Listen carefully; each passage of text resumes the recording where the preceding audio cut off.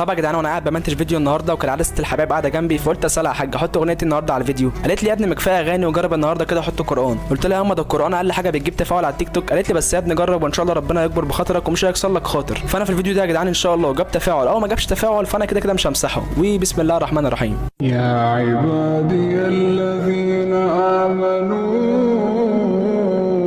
إن أرضي واسعة فإياي فاعبدون كل نفس